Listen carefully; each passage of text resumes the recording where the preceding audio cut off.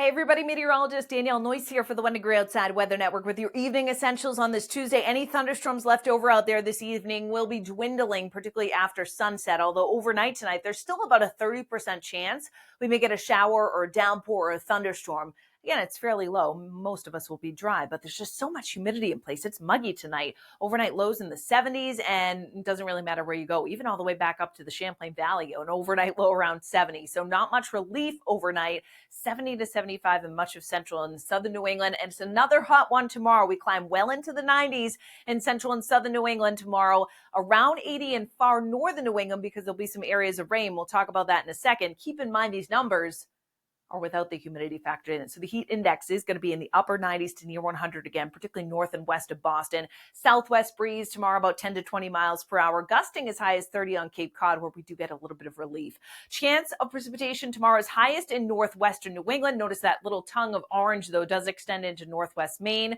Lowest in southeastern New England and the south coast to Cape Cod tomorrow, where it's likely to be a mostly dry day, and much of southern New England, in fact.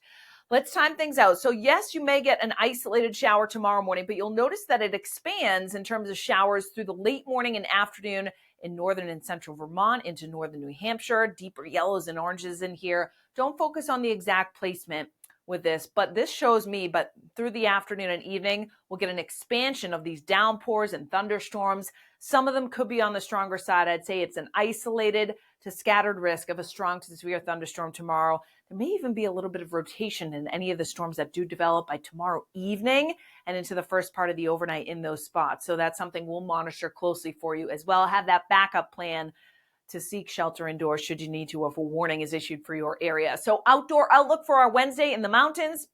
Showers and thunder are likely. The UV index low to moderate because we have a lot of clouds around ahead of the showers and storms that develop. Lakes region, chance of a thunderstorm for us as well. We're staying weather aware. Air temperatures around 90. Water temperatures creeping up through the 70s with this hot stretch.